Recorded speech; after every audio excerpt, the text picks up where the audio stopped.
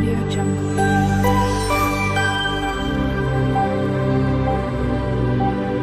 Audio Jungle. Hello everyone, જય શ્રી કૃષ્ણ. મારી ચેનલમાં તમારું સ્વાગત છે. આજે હું ઇન્સ્ટન્ટ રીતે અને સરળતાથી બની જાય તેવું ફ્લાવર બટાકાનું સુપર ટેસ્ટી શાકની રેસિપી શેર કરવાની છું.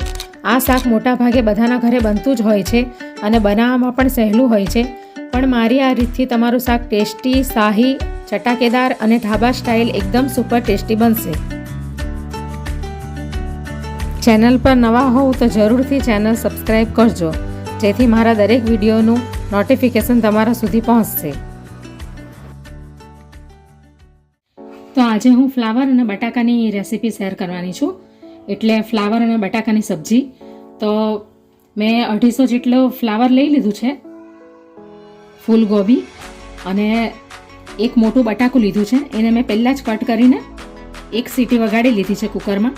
આવી રીતે આખા રહીને એ પ્રમાણે આપણે એને એક સીટી ખાલી વગાડી લેવાની. તો હવે આપણે શાક બનાવવાનું ચાલુ કરીએ, ફ્લાવર અને બટાકાનું. તો ગેસ ઉપર કઢાઈ મૂકી દીધી છે. તો હવે આપણે એની અંદર એક મોટા ચમચા જેટલું ઓઇલ નાખી દઈશું.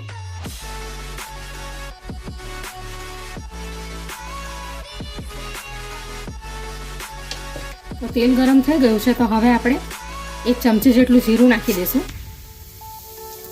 જીરું ક્રેક થાય એટલે એની અંદર આપણે હિંગ નાખી દઈશું, અડધી ચમચી. હવે આપણે આ મોટો એક કાંદો મેં ઝીણો કાપી લીધો છે, એ નાખી દઈશું આપણે. લસણ 8 થી 10 કડી લઈ લીધી છે, જેને મેં ઝીણી ઝીણી કટ કરી લીધી છે, એ પણ નાખી દઈશું. આ 2 થી 3 મરચાં લીધા છે લીલા. તમારે પેસ્ટ નાખવી હોય તો નાખી શકો તમે, આદુ, મરચાં અને લસણની. મેં અહીંયા ગ્રેટ કરીને લીધું છે આદુ. હવે બરાબર આપણે એને સાતડી લેશું. હવે સ્વાદ પ્રમાણે અંદર આપણે મીઠું નાખી દઈશું.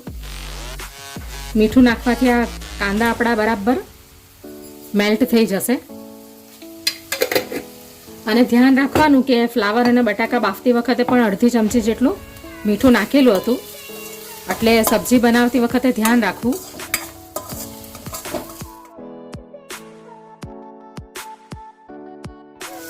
તો આ ટામેટા અને કાજુની પેસ્ટ છે.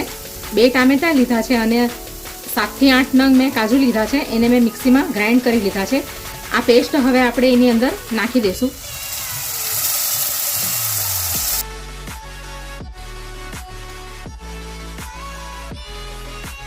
હવે આપણે આ ગ્રેવીમાં આ મસાલા નાખી દઈશું. આ 1 ચમચી કાશ્મીરી લાલ મરચું છે, અડધી ચમચી હળદર છે અને અડધી ચમચી ધાણા જીરું છે, અને આ કસૂરી મેથી છે સૂકી, અને આ પાવભાજી મસાલો છે. તો આપણે આ બધું ગ્રેવીમાં નાખી દઈશું. હવે મિક્સ કરી લઈશું.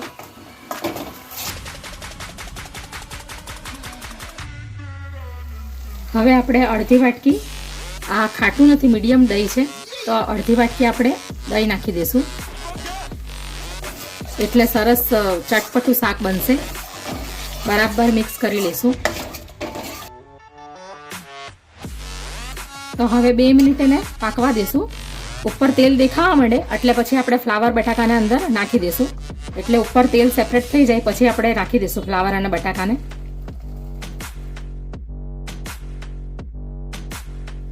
તો હવે ગ્રેવી તૈયાર થઈ ગઈ છે અને તેલ પણ સેપરેટ થઈ ગયું છે. તો હવે આપણે આ ફ્લાવર બટાકાને અંદર નાખી દઈશું. અને આ મરી પાવડર છે એ પણ આપણે નાખી દઈશું ઉપર. હવે આપણે મિક્સ કરી લઈશું બરાબર.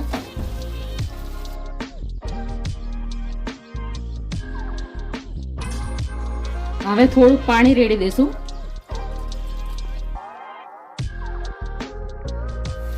તો હવે શાક રેડી થઈ ગયું છે.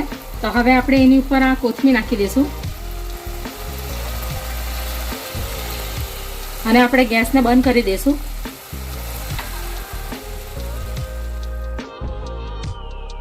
હવે આપણે પ્લેટમાં કાઢી લઈશું.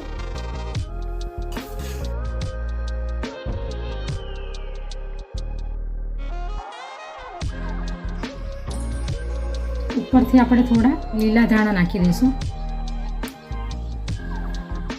તો તૈયાર છે ફ્લાવર અને બટાકાનું ગ્રેવીવાળું શાક.